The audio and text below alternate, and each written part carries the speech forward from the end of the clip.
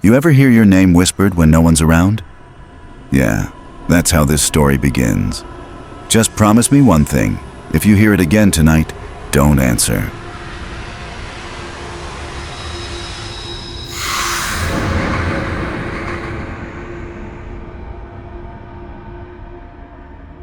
The Man at the Lake. There's a nice hidden lake a short walk away from my house in Parsonfield, Maine. I've been going fishing there for as long as I've lived here. It's hidden away from any roads or houses. It has perfect privacy, and I would always be the only one out on the lake fishing. In fact, I would leave my kayak in the same spot by the lake whenever I wasn't using it. It was easier than lugging the thing back and forth from my house to the lake anytime I wanted to use it. I would leave it leaning up against this huge tree every time. The kayak is heavy enough to not fall over from a windstorm or anything, and I also leave it covered to prevent critters from taking refuge inside.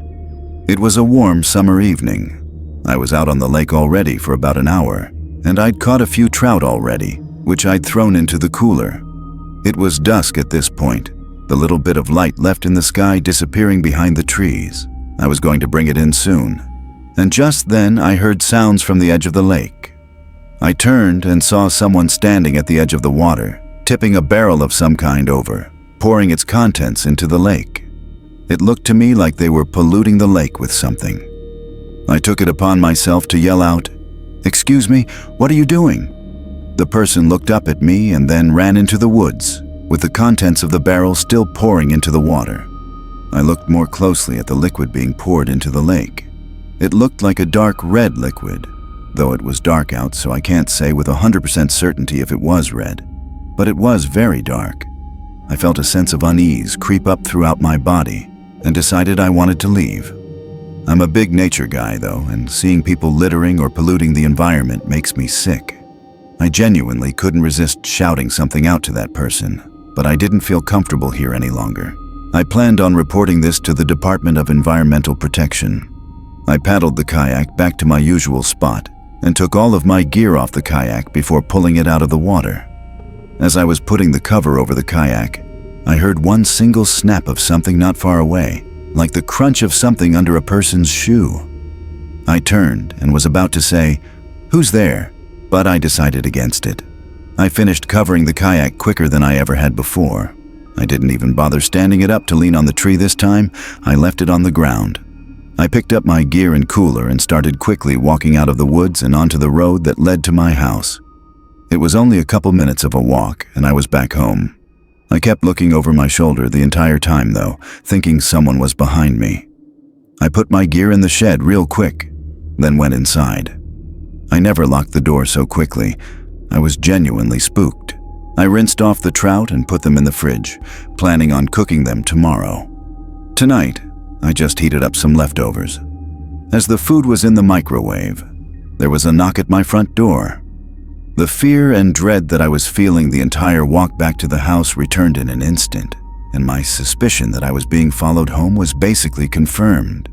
I mean, who else would be knocking on my door this late? My lights were on. My car was in the driveway. Whoever it was knew I was in here. I had all the shades closed, though, so nobody could look inside. They knocked on the door again. The microwave beeped as the timer hit 0. I'm sure whoever was outside heard it. All the windows were cracked open, and a moment later there was a knock on the window, and a man's voice said through the glass, "Excuse me, I think you saw me at the lake earlier. I'd just like to explain myself. There was absolutely no chance I was opening the door to this person. For them to stalk me to my house told me this was a dangerous person. They repeatedly knocked on the window and kept yelling, 'Hello,' through it. I decided to acknowledge him now that he was getting more aggressive, and I yelled, 'Yo, leave or I'll call the police.' I intended to either way, but it was still a threat to get him to leave. The man responded calmly, saying, 'Sir, if you could just open the front door, I'll explain everything to you.' I repeated my threat, and I didn't hear his voice again. At this point, I shut and locked every window in the house and turned on the AC. I also made a report to the non-emergency police number, detailing both the barrel being dumped into the lake and the man coming to my house. I also made an online report with the Department of Environmental Protection. Making these 2 reports honestly made me feel a little better about going to sleep that night. But thank God I'm a light sleeper. In the middle of the night, around 2 a.m., I heard a crash from downstairs. I immediately sprang out of my bed and grabbed my Glock from the closet. I heard someone's attempt at quiet footsteps coming up the creaky wooden steps. I had my Glock loaded in hand as I stood behind my dresser, right by my closet, aiming at the door. I heard very slow creeping toward my room. My bedroom door is closest to the stairs, so it was naturally the first door they would approach, and sure enough, I heard the doorknob slowly press down and then the door push open. I saw nothing but the man's silhouette enter the room. I flicked on the lamp next to me so he could see my gun, and I screamed, "Get on the ground now!" He raised his hands in the air and seemed, for a second, to be motioning for me to calm down. He had a small blade in his hand. I told him to drop it, but then he said calmly, "I'm leaving," and he turned and ran downstairs. I yelled at him to stop, but he clearly took the chance on me being too afraid to pull the trigger. I heard him leave through the front door. I ran downstairs to lock the front door right away and then called 911. My living room window was shattered, glass all over the floor. I kept my sight on that broken window until the police officers showed up. I had to explain that I had already made a non-emergency report about what happened earlier. In fear of waiting too long for the barrel to be gone by morning, I went with 2 of the officers in the darkness to where I saw that man dumping the barrel into the lake. But after 20 minutes of walking around looking for it, it was gone. The man must have made sure not to leave it behind. I gave my best description of the man to the police for their report. He was a short, bearded white man with a receding hairline and glasses, wearing a black flannel shirt and black pants. After the police left, I stayed in the living room all night with my gun next to me, watching TV. No way in hell was I going to sleep with a broken window and some nut job out there. At dawn, my brothers came over to help me fix the window. My brother Dale stayed at the house while my other brother and I went to Home Depot to get the window and parts. Dale stayed at the house with me for a few nights till things cooled down. My not-so-wild theory is that the barrel contained human remains, possibly dissolved in some kind of acid. Why else would that man follow me home and then break into my house to potentially murder me? Trust your gut if something feels wrong. I knew that if I opened my door to that man, something terrible might have happened to me. The Fog Tribe. Ever since I was a little kid, all the older men in my family would take me fishing every opportunity they got. It was like some family ritual, and me being the youngest meant that I was next in line to become an expert like all of them claimed to be. The ones who took it the most seriously were my dad and his brother Matthew. Our houses were decked out like the ones you've probably seen on fishing shows. I won't go into detail, but if you took a step into my house, you'd instantly be able to tell my parents spend more time on the water than on the land. This is actually his story, not mine. My dad's a pretty hard guy to scare, but let me tell you, whenever he tells this story, it's like he's a different person. He doesn't like talking about it, but every so often at a family gathering or a special occasion, one of my relatives will ask him to tell it, and he will. My dad's name is John. He was fishing with my uncle Matthew and their close friends Rich, Jeff, and Monty. They had set out early, before the sun had even broken the horizon, heading to a remote spot they had all agreed was prime fishing territory. This place was a couple of hours boat ride from the nearest marina, tucked away in a secluded cove-type area that few bothered to explore. It was known among them for its abundant bass and the occasional pike. The day started like any other fishing trip, with the boat cutting smoothly through the mist rising off the water, everyone sharing stories and jokes over the hum of the engine. They anchored the boat in a familiar cove surrounded by dense forest. Monty was the first to crack open a beer, even though it was so early in the morning. My dad tells me all the time that Monty is his wild friend, the one who tends to drink a little more than he should. They fished for hours, the only sounds being the occasional splash of a lure hitting the water and their own laughter. Oh, and the occasional crunch of empty beer cans that they were drinking like water. As the day wore on, they had their fair share of catches, each one sparking a small celebration. As dusk approached, the light began to wane, and a dense fog rolled in from the water.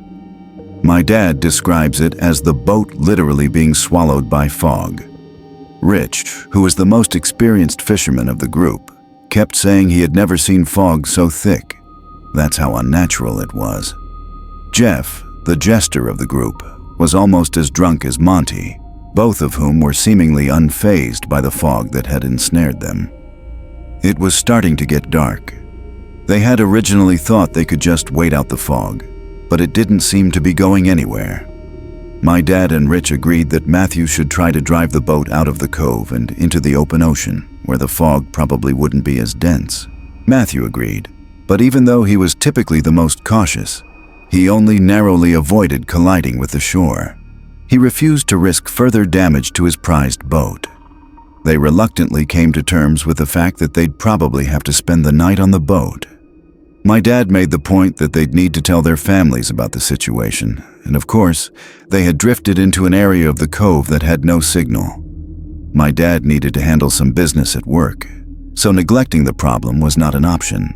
He offered to go ashore in search of a signal, and Rich and Jeff said they'd join him. Matthew would stay back to guard the boat, and an increasingly inebriated Monty. My dad, Jeff, and Rich made their way over to the shore and jumped out of the boat, only getting slightly wet. My dad made a point of snagging the emergency flares from the boat, just in case they got lost and needed to signal Matthew to come find them. The three of them made their way into the pitch-black woods, lit only by the shine of their phone flashlights. My dad and his friends have all done their fair share of camping, so it wasn't like a forest scared them too much. They began trekking uphill, hoping that higher ground would give them a better chance of finding a signal. My dad always made a point of emphasizing how dark, yet eerily foggy, the forest was. You could practically feel yourself slicing through the fog. Just as they were adjusting to the dense atmosphere, a series of strange clicking noises began to permeate the silence, first emerging from directly in front of them before encircling them completely. These sounds were unlike any forest noises they were familiar with. It was rhythmic, yet erratic, as if someone was tapping out a code meant only for the woods themselves. The distinctiveness of the noise made one thing clear: it was human-made. The realization that they weren't alone hit them like a freight train. Rich, the most seasoned of the trio when it came to outdoor survival, whispered urgently for them to turn off their flashlights. "Don't give away our position," he hissed, with a note of genuine concern in his voice. As the light switched off, the darkness became thicker than the fog. The clicking noises stopped abruptly, replaced by a silence that seemed to weigh on their chests. Time lost meaning as they stood there, frozen, unsure of their next move. I'm sure they were all thinking the same thing. The idea that they might have stumbled upon some kind of clandestine gathering or a woods cult was terrifying. Then, as suddenly as it had stopped, the silence was broken by rustling noises, this time much closer. Then silence again, and then a guttural scream echoed through the trees, a sound so primal and full of anguish that it rooted them to the spot. Before they could process what was happening, rapid stomping noises thundered through the woods toward them. The three men took off back the way they came, acting on fear and pure instinct. My dad fired the flare gun behind them. The flare cut through the fog, lighting the woods up. For a moment, the woods were as clear as day, and the sight that met their eyes was nothing short of horrifying. Illuminated by the flare's red glow was a pack of more than 10 individuals dressed in what could only be described as tribal attire. Some of them brandished wooden spears, but the light from the flare only lasted a split second. Jeff screamed and almost stumbled, but Rich quickly grabbed his arm to keep him upright. My dad describes this part as the most overwhelming feeling of pure terror he has ever experienced. The forest seemed to fight against them as they fled, ducking under branches and jumping over roots. By some miracle, they emerged from the tree line, panting and disoriented but alive.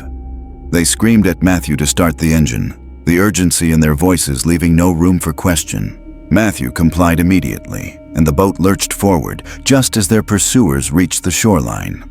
In the chaos, my dad fired the last flare into the air back toward the shore.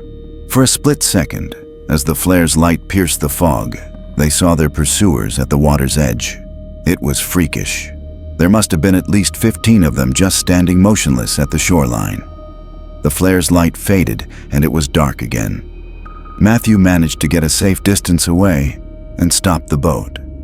After the engine was off, the only sounds were Jeff, my dad, and Rich's breathing. My dad says he wasn't able to process what had happened for nearly an hour. He was functioning off pure adrenaline and survival instincts. They ended up taking turns keeping watch while the others slept, and left first thing in the morning as soon as the fog dissipated. Funnily enough, Monty had passed out before everything went down and doesn't remember any of the details of that night. Footprints in the snow. Brace yourself for the literal terror I'm about to share with you. I don't even know if this is the place for a story like this, but I can't think of anywhere else to talk about it, and I just need to put it out there. I've told everyone under the sun about this, my family, my neighbors, my friends, random news outlets. It's never enough. I can't really explain it, but I feel some weird obligation to inform as many people as possible about what's been happening to me, so here goes. It's November of 2019 as I'm writing this. The story goes way back. I'm talking 7 years plus. I can't tell you the exact year off the top of my head, but let's just say 2012. It might have been 2013, but that's my best guess. I was in my mid-20s with a stable job and a girlfriend who is now my fiancée. I never went to college, so I had been in the workforce for a while, and it was unlikely that my life would ever experience any drastic change. Because of that, there was no reason for me to move far away from home, so I didn't. At that age, my girlfriend and I had just moved into my childhood home that my parents so graciously passed on to me as my first house. It's an extremely old brick house that my dad inherited from his parents when he was around 40, so I'd be keeping it in the family. The house itself has seen a few rounds of renovations, but you can still tell it's old.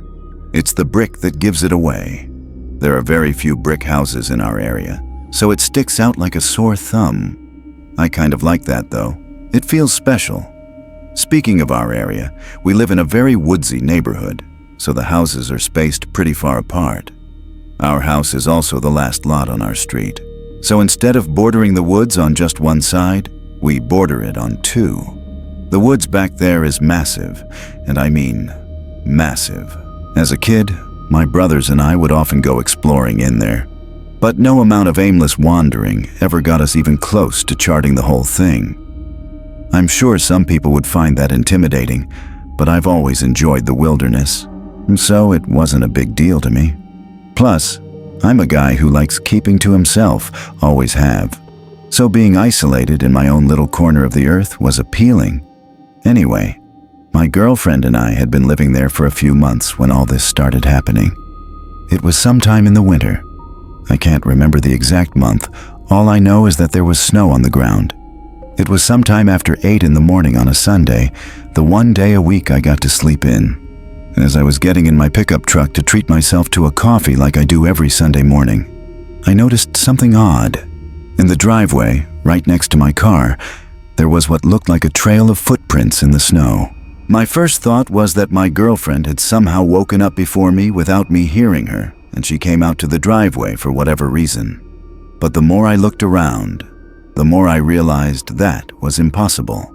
The path led across my front yard and through the hole in our side yard fence, meaning the footprints had originated from somewhere in the woods. On top of that, the trail didn't lead anywhere near our house, meaning they couldn't have been created by my girlfriend. I remember standing there, confused as hell. The trail didn't lead around our house or up to any of the windows, just the driver's side door of my car. That meant someone had walked directly from the woods to my car only to immediately turn around and walk straight back into the woods. It was bizarre. I ended up asking my girlfriend about it later that day, but she obviously wasn't responsible for it. I wish I could give you more details about that first instance, but it was so long ago that that's about as much as I remember.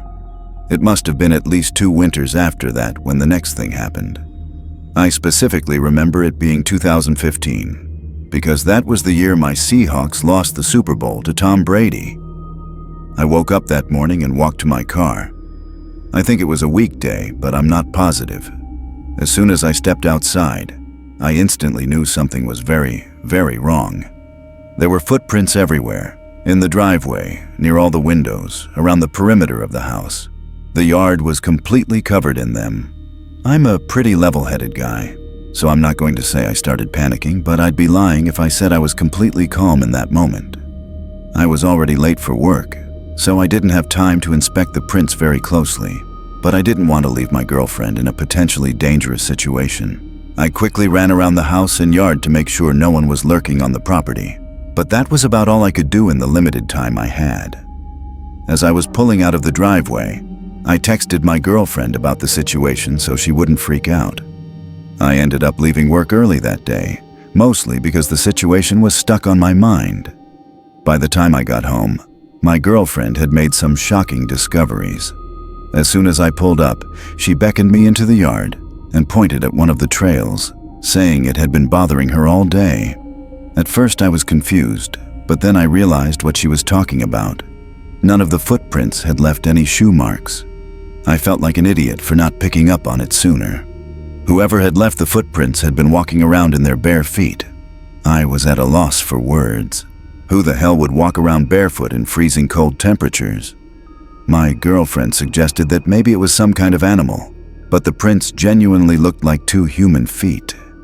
We went inside and called my dad, but he said he'd never experienced anything like that in all his years of living in that house. He told me to grab my rifle and try tracking down whoever had left the footprints. I really didn't want to, but I knew this kind of thing was my responsibility. My girlfriend wanted to call the police, but I knew that would be a waste of time. We had no evidence that a crime was committed, and I didn't think trespassing would warrant a search. I told her I'd call the police if I found something in the woods, and she agreed. Like I said before, that woods is its own world. So I told myself I'd turn back as soon as the sun started going down. I slung my rifle over my shoulder and headed out. I must have been following the trail for like 30 minutes when I noticed something really strange. Seemingly out of nowhere, the trail split into 2 diverging paths. I didn't know which one to follow. Hell, I didn't even know that was possible. I thought maybe whoever had left the trail had doubled back to confuse me, but then a scarier thought hit me. Was there more than one person out there? I had been under the impression that I was tracking one person this whole time. The possibility of multiple people had never even occurred to me. That was enough to shake me up, though. I wasn't fully comfortable knowing I could be outnumbered out there. I stood there a little while longer before deciding to turn around. It was getting dark anyway. As I was walking back, I couldn't help but think about those footprints. I felt like I would have noticed if 2 people were trying to walk in the same footprints. There's no way the person in the back could have done it without messing up at least once. And then I thought that maybe someone had walked backwards from deeper in the woods to make it look like there had been 2 people there the whole time. And then, obviously, there was the possibility that it was just one person who doubled back on himself. Maybe someone had been carrying another person on his back and just got tired. I really didn't know which explanation was the most disturbing. We did end up calling the police that night, but as I predicted, they told us there wasn't much they could do without definitive evidence of a crime. I told my girlfriend I was going into the woods again the next morning, but it snowed pretty heavily that night, so there were no prints to follow anymore. My girlfriend was obviously terrified, but there was literally nothing we could do. Luckily, that was the last thing that happened that winter. In fact, nothing happened for a few years after that. I would go as far as to say we had forgotten about the whole thing. A lot had happened since then. My girlfriend and I got engaged in that time frame, and we were focusing on other things.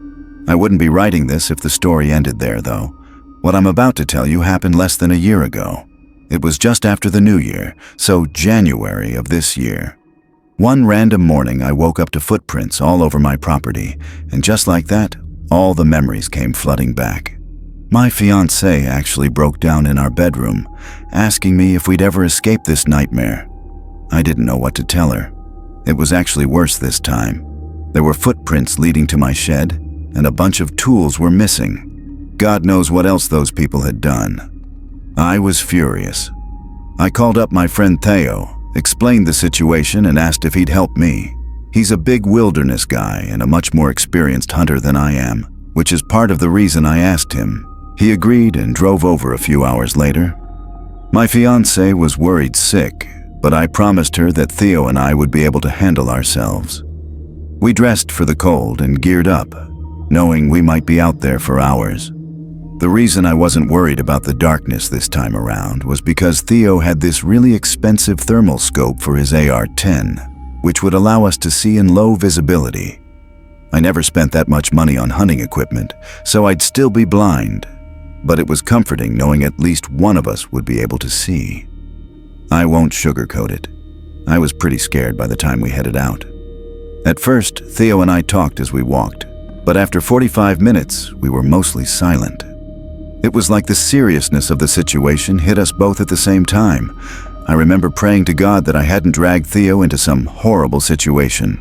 I'm not sure how long we walked after that, but eventually the tracks once again split into two sets of footprints. We followed the one on the left for a few minutes, but at one point the trail just stopped abruptly. We retraced our steps back to the split, and Theo made a comment about whoever left the tracks really not wanting to be followed.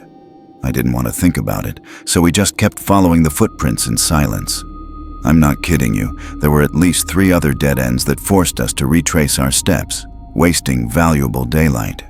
I remember thinking how remarkable it was that someone could walk backwards so perfectly that a trail of footprints didn't look like it had been stepped on multiple times.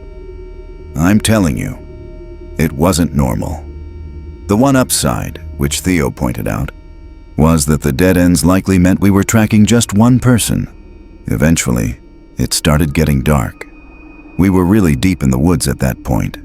I didn't recognize my surroundings at all. The trail of footprints didn't diverge again for a long time after that. Theo said whoever we were tracking had probably given up trying to make dead ends. Another 5 minutes or so passed, and the footprints started getting noticeably deeper. We were getting closer. At one point, another set of footprints appeared right alongside the original. Theo cursed and whispered that he had been wrong and that we were probably tracking 2 people. The sun was basically all the way down now, so Theo was checking his scope every so often. The snow gave me some visibility, but I'll be honest, I probably would have turned around had it not been for Theo's scope. We were walking in complete silence. Out of nowhere, I felt Theo's arm reach across my chest, motioning me to stop. I looked at him, and he was staring straight ahead through his scope. I couldn't see what he was looking at, so I just kept watching him. It looked like he was holding his breath. I had never seen him so still. After a good 20 seconds, he slowly made his way over to the nearest tree and crouched down. I followed without question. He looked through his scope again, and I saw his hand begin to tremble slightly. Another 20 seconds of complete silence. I was dying of suspense, so I lightly tapped his shoulder. He lowered his rifle and silently handed it to me. I looked through the scope and had to fight back a scream. There were 4 figures huddled in the snow. At first I thought they were bears, but I quickly realized they weren't. They were human beings. 2 of them were large and hunched over, and the other 2 were smaller. The smaller ones were clinging to a nearby tree, wildly jerking their heads around. They were eating something. I couldn't make out faces or details. Thermoscopes don't give you that. But I could see enough to know they were naked.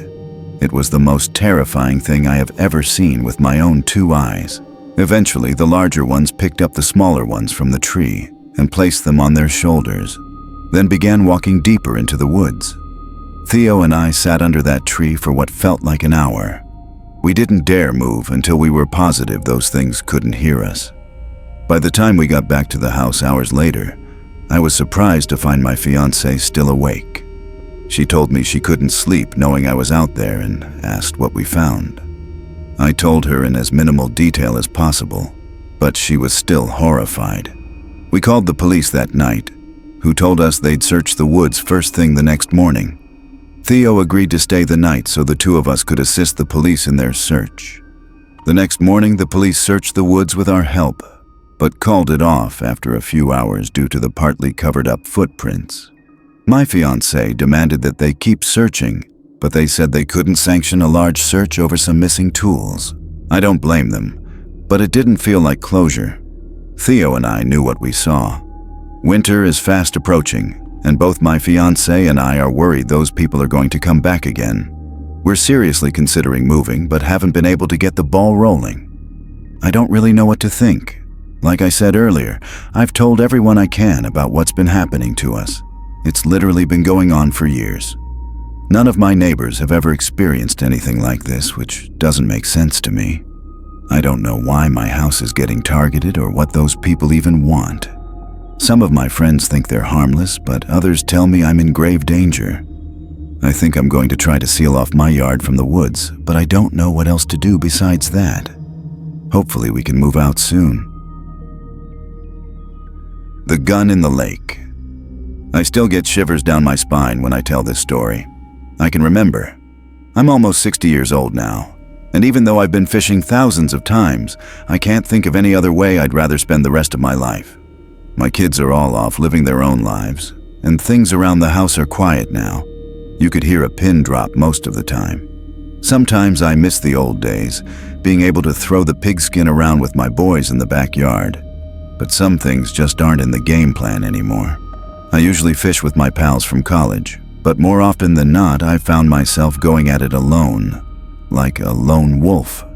This was one of those times. I haven't stepped foot outside upstate New York in over 15 years. I don't see a reason to. We've got some of the best fishing lakes in the country, and I plan on making full use of them. It was mid-April in the early season, just after the ice out and before May hit. For whatever reason, I decided I wanted a more secluded spot this time around. So I chose a nondescript lake in the middle of nowhere that was pretty small. I drove up an hour before sunrise so that I could be out on the water when the sun poked through. I unstrapped my kayak from the roof of the car and made my way over to the lake. I rode out to the middle and admired the beautiful early colors starting to paint the sky. It felt like home. You can bet your bottom dollar I'd never trade a day like this for anything.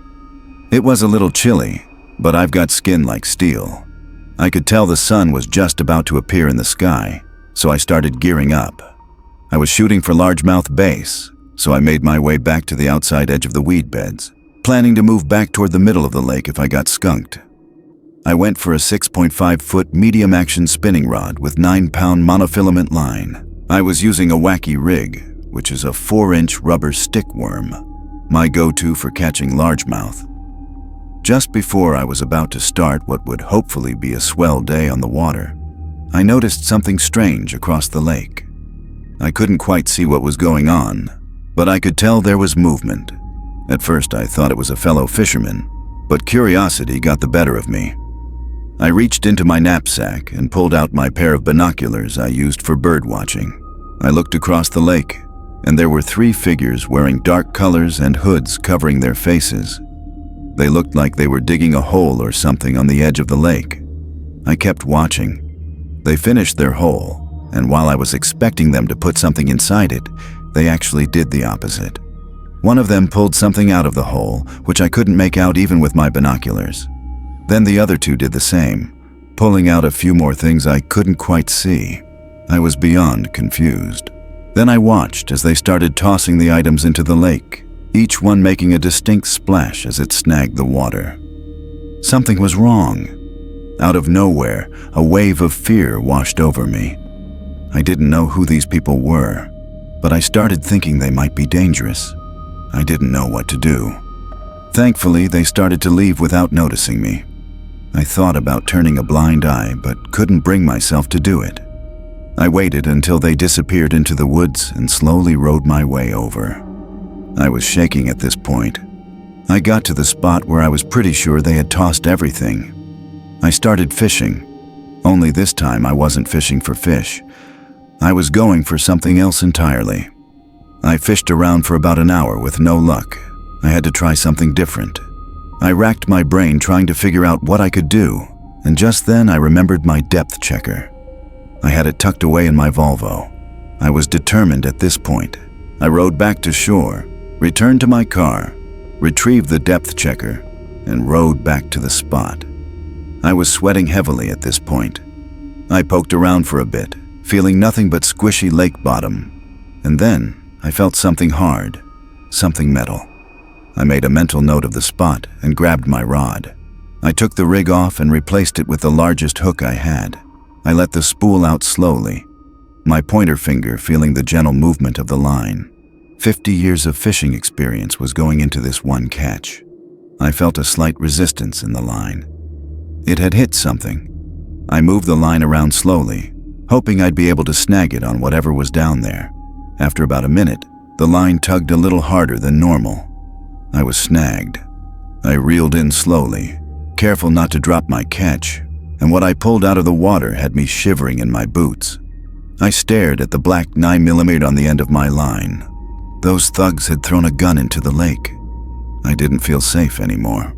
I didn't even bother looking around for the other items. I reeled the gun into my kayak, careful not to touch it, and hightailed it out of there. As soon as I got to dry land, I called the police. They launched a full investigation and recovered several more unsettling things from the lake. I insisted on watching them conduct their search because I needed to know what was at the bottom of that lake. They found a keychain with about 7 keys on it and a bunch of old foreign coins from different countries wrapped in a cloth. The most eerie thing they found, though, was a locket. It was waterlogged, so the pictures inside were faded and unintelligible. The police told me they'd contact me if they ever connected these dots to some kind of crime. They never called me, though, but the story didn't end there. One night, I don't remember how many days after this incident, I heard someone in my front yard say, "That was the car, I know it," and then people snooping around my yard. They never rang the bell or knocked on the door, but I heard multiple people circling my house, and then they just left. I have no idea if it was the same people, and if it was, I have no idea if I'm being watched anytime I leave my house. I alerted the police once more, hoping this would reopen the investigation, but nothing became of it once again. I still have so many questions. Why would those items be buried in the first place? And why would those people go back just to dig them up and hide them again? Maybe they realized there was a greater chance they'd be found in the ground, so they went back and threw them in the lake. Or maybe those items had been in that hole for years, and they decided to dig them up for some reason. The stranger on the beach, all to me while fishing. Throughout my life, I would go through phases of different hobbies. I'd pick something that interested me, obsess over it for a year or so, and then find something new to keep myself entertained. During the summer of 2022, I was big into fishing.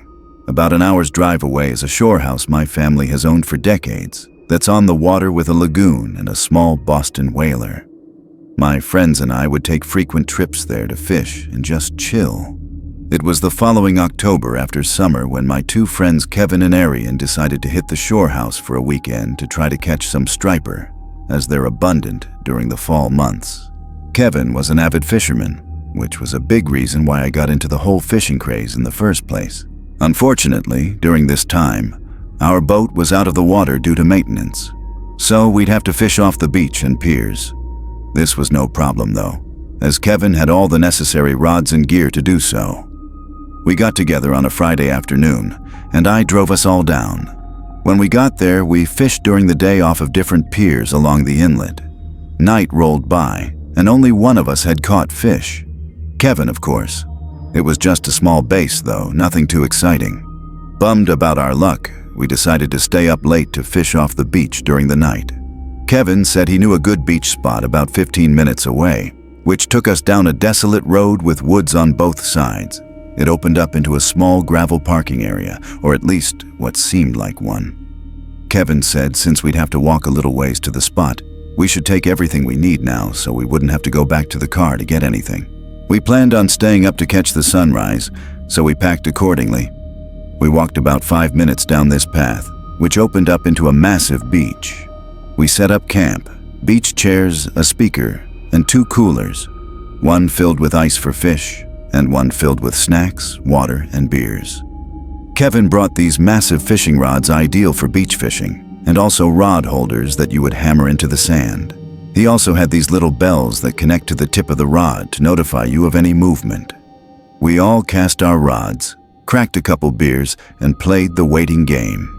Within 2 hours, each of us had caught decent-sized fish, which definitely lightened our spirits. We were having a great time, music blasting, knowing that no one was around on this deserted beach. Mid-conversation, Arian stopped talking, lowered the music, and jolted his head to the left. He asked if we heard that, to which we replied, "Heard what?" It looked like he was concentrating on something for a second, and then he said, "I heard someone yell something." We obviously thought he was hearing things or just joking with us, but he insisted he heard someone yell out something that sounded like a yo or a hey. Either way, it seemed unlikely given that we were on some hidden beach at like 1 a.m. So he quickly forgot about it and our conversation resumed. It definitely made us more aware though. A couple minutes later, right after I cast in a fresh hook, I noticed something out of the corner of my eye. There was something on the beach in the distance, but I couldn't see what exactly. The others noticed it too. As it got closer, we realized what it was. A person walking toward us. We grew silent and turned off the music. He came up to us, a middle-aged white man, maybe 40 or 50. He was wearing a dark blue jacket with a hat and hood up. The way he walked up to us was really sketchy, and he had this intimidating look on his face. We said, "What's up?" kind of awkwardly. He just eyed us down for like 10 seconds and then said in a low voice, "What are you boys up to?" It was pretty apparent what we were up to. Kevin said, "We're fishing," and he let out some grunt of acknowledgement and nodded his head. He didn't say a word after that and just stood there looking at us, then the rods, and then the water. We shot each other looks, thinking he was going to try and rob us, though there was no way he could have taken on the three of us. The bell on one of our rods broke the silence, notifying us that we had potentially hooked a fish. I said, "We got one," kinda directed at everyone, but mostly at that weird guy in hopes I'd get some normal human response out of him. I walked over to the rods and reeled in a small striper. When I went back to unhook the fish, the man had turned around and left. We watched as his dark silhouette faded away into the night. We made sure we had all of our belongings, then sat and talked about how odd that encounter was. He left without harming us though, so we concluded he was just some weird man who was now thankfully out of our business. We kept the music off just to be cautious and cracked a few more beers as our conversation shifted to different topics. At one point, while staring into the horizon, I thought I heard something in the distance. It took me a second to realize what it was, but when I did, my heart dropped. It was a car alarm. I knew it was mine. It was the only car in that lot, and no houses were out there for probably miles. We started panicking and decided to run back to the car, leaving all of our stuff behind. It took us a couple minutes to get there, and when we did, I was completely distraught. My tires had been slashed, and my driver's side window had been shattered. I got on my phone with the police immediately and told them my location and situation. The operator asked if I knew who may have done it, and we said some sketchy guy came up to us while we were fishing. She asked if I knew where he went, and I said no. Just as I said this, we heard rustling in the woods around us. My heart rose into my throat. I felt trapped. We frantically ran about 200 yards down the road and hid in the trees. I told the operator this, and she said to stay hidden and keep quiet. Within 10 minutes, we saw 2 cop cars speed past with their lights on. We ran back to the car and saw 3 officers searching the area. Multiple things had been stolen, including my wallet, some cash from the glove box, and the remainder of Kevin's fishing gear. They found a large knife lying on the ground nearby, which they took for fingerprints and evidence. I told them the whole story with my adrenaline still pumping. They said we were smart to run away and hide, as it was very likely this man meant us harm. Those words made me appreciate my life so much more.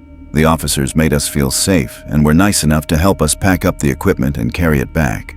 They took down our information and gave us a ride back to the house. We stayed up all night reflecting on what had just happened. That morning, Arian got us a ride up north. and I picked up my car from the shop a few days later. To this day, this is by far the most frightening experience I've ever had. What was supposed to be a normal fishing trip became a terrifying ordeal that cost me hundreds of dollars in damages. I never got a call back from the police, meaning that guy is probably still out there. Needless to say, I gave up fishing as a hobby and haven't touched it since. The Pacific Crest Trail. Last summer, I decided to tackle a major section of the Pacific Crest Trail. I've always loved hiking, especially solo trips. My plan was simple: park my car at the end of the section, hitch a ride to the trailhead, and hike back over the course of a little more than a week and a half. It sounded straightforward enough at the time. The first few days went smoothly, just as I expected. The trail was everything I'd hoped it would be. Endless stretches of towering trees and winding paths cutting through serene landscapes. I'm in pretty good shape, so I don't have to stop very frequently when I'm hiking. I'm obviously not going to hike in the dark though, so every night I had to pitch a tent to get some shut-eye.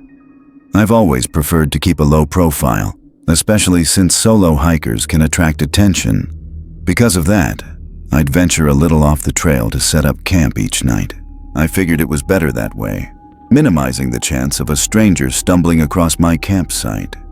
Up until the third night, everything was perfectly fine, but what I'm about to tell you is the reason why I'm taking an extended break from hiking, or any kind of wilderness exploration, for that matter. I woke up in the middle of the night with this odd sense that something was wrong. It was the kind of gut feeling you can't explain, but you know better than to ignore. I looked around my tent. Everything seemed normal inside, so I decided to have a look around the campsite. I drew my rifle, grabbed a flashlight, and unzipped the tent. There was no one out there, no one that I could see, at least. I returned to my tent and started checking my pack. That's when I realized my wallet was gone. At first, I thought I just misplaced it, maybe left it outside the tent or buried it somewhere in my gear. But after tearing through everything, it was clear someone had taken it. My personal information, cash, credit cards, all of it. How is that even possible? Had someone broken into my tent just to steal that one thing and leave? It was unlikely, but randomly misplacing it was very uncharacteristic of me. I came to terms with the unfortunate conclusion that I had probably lost it myself. Things only got worse from there, though. Over the next few days, I started to notice more things missing, small items, seemingly random things. One of my lighters, my Swiss Army knife, a few energy bars. I knew I wasn't just misplacing everything. Someone was stealing my belongings. Part of me didn't want to believe it, but by the fourth day, it was undeniable. I was being stalked. There wasn't any cell coverage on that part of the trail, so it wasn't like I could alert someone about my situation. I remember contemplating turning back, but I'd only be saving myself a couple of days at best. There was no way I'd be able to hike either direction without sleeping, but I didn't feel comfortable pitching a tent in those woods with someone literally stalking me. It was a lose-lose situation. I remained calm and told myself there was a reason I had brought my rifle out there. And then it dawned on me. Why hadn't that person stolen my gun? It's almost as if they were deliberately messing with me. That night I tied my tent shut from the inside, hoping that would keep them out should they return.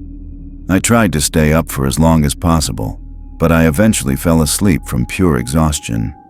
My plan worked though, because when I woke up the next morning, there was no sign that anyone had been in my tent.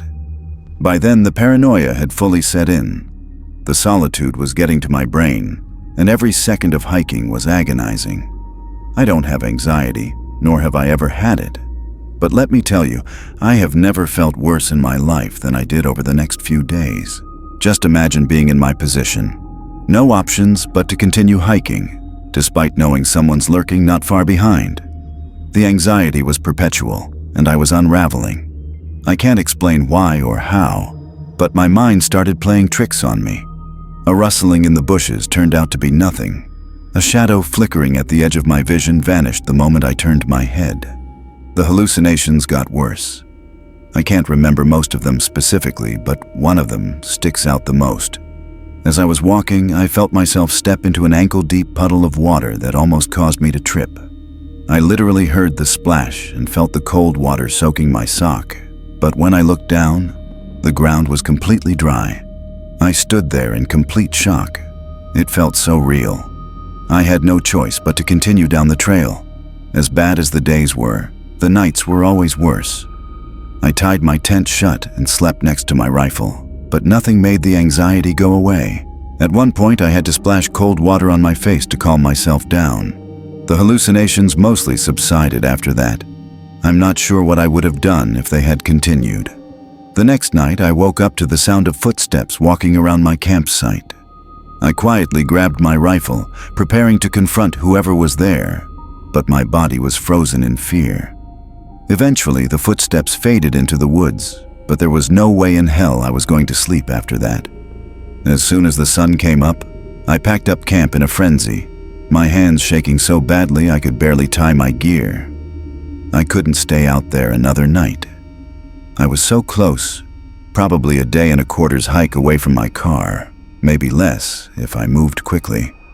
I decided I wouldn't be stopping to sleep that night, that I'd push through the night to get off the godforsaken trail as quickly as possible. I hiked for hours, as quickly as my body would let me. When the sun started to set, I gritted my teeth and continued instead of stopping to pitch my tent. By the time it was pitch black out, I was so close, probably 2 hours away at most. I kept walking, flashlight in one hand, rifle in the other. I started second-guessing my decision. I had never hiked in darkness before, and I wasn't prepared for how difficult it was. That alone was terrifying. I kept going, trying to keep my breathing steady. About an hour passed, I was getting closer, and then I heard it. Somewhere behind me, I was sure I heard footsteps. I spun around and flashed my light, and to my horror, I saw something slink behind a tree. The adrenaline took over, and I aimed my rifle at the tree. I demanded that they come out. The figure stepped forward. It was definitely a human, but when I tell you it was the most barbaric-looking thing I'd ever seen, I'm not exaggerating. Words cannot describe what I was looking at. He was wearing nothing but a pair of my shorts, which I hadn't even realized were missing. His skin was scratched up in several places, and his face was covered in hair. He started walking towards me, even though I had my rifle aimed at him. Before I could think, I tapped off a warning round next to him. He jumped at the sound and instantly retreated, sprinting back into the woods. I was in shock. Without wasting another second, I turned around and went as fast as I could. By the time I made it out of the woods, I locked my car doors and called the police. When they finally showed up, they told me I shouldn't stick around. I didn't need to be told twice. I was out of there that night. The craziest part of the whole thing, in my opinion, was the hallucinations. I didn't think such vivid hallucinations were even possible. It's going to be a long time before I go hiking again, and I can confidently say that when I do, I won't be alone. I would advise anyone planning on hiking the Pacific Crest Trail to be extremely cautious and carry a firearm. This experience is something I still think about often. The logger's radio. I apologize in advance if I mess up any details about the story I'm about to tell.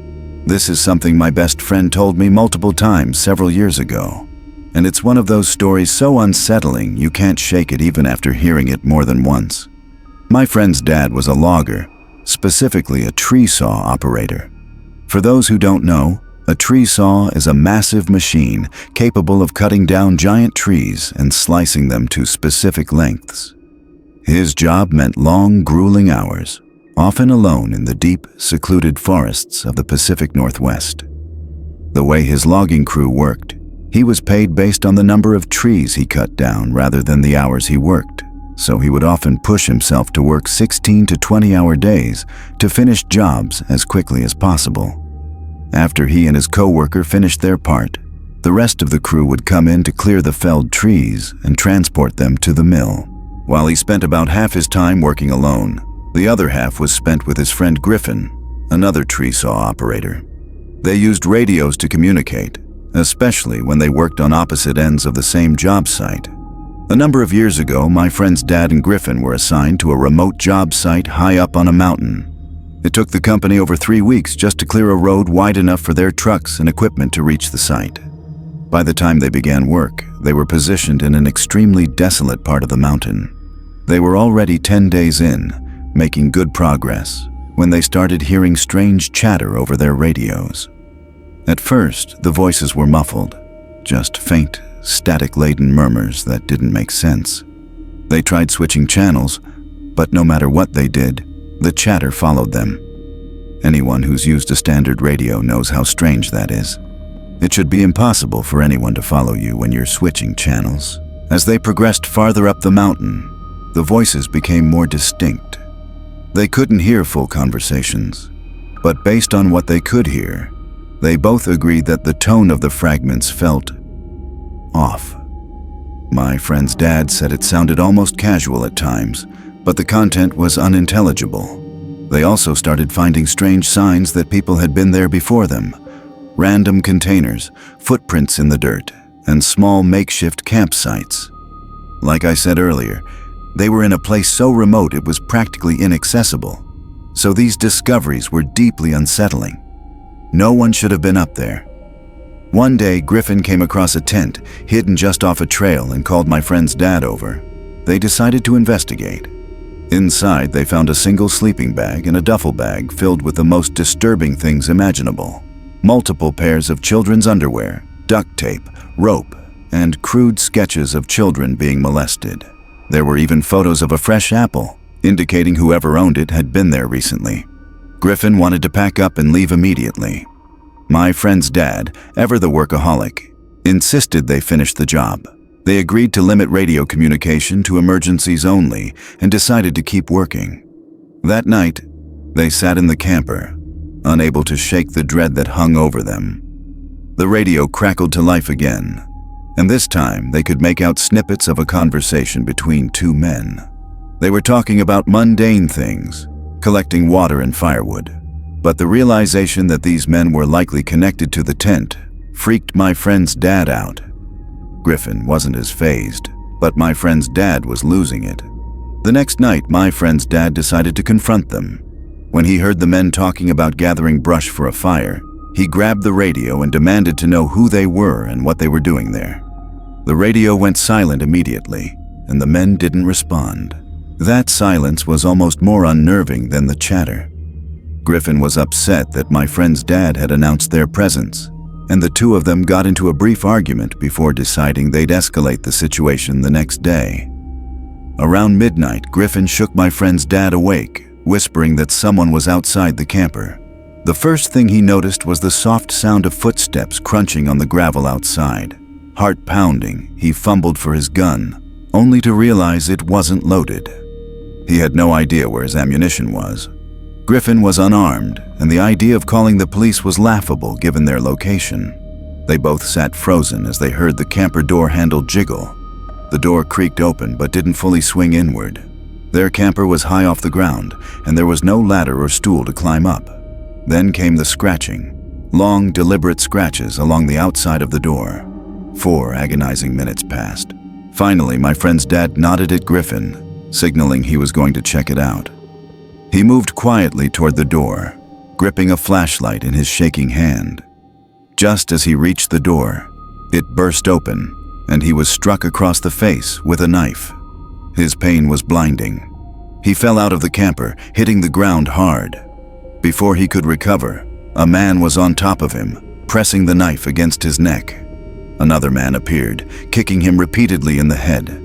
Griffin, without hesitation, leapt out of the camper and tackled the man with the knife. The second man bolted into the darkness, and the one Griffin had tackled scrambled to his feet and followed. They disappeared into the forest. Griffin helped my friend's dad back into the truck, and they drove 2 hours to the nearest hospital. It was bad. His face was a bloody mess, and there was a cut across his eye so severe it permanently damaged his vision. They reported the attack to the police, but nothing came of it.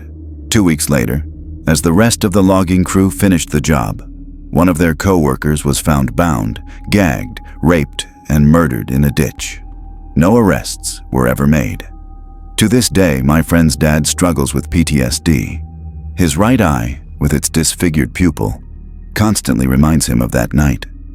I'm sure he hasn't had a full night of restful sleep since. I've been terrified of deep woods for a long time now, mostly because of my friend's dad's experience. I haven't heard from my friend or his dad in years now, so I can only hope he's doing all right.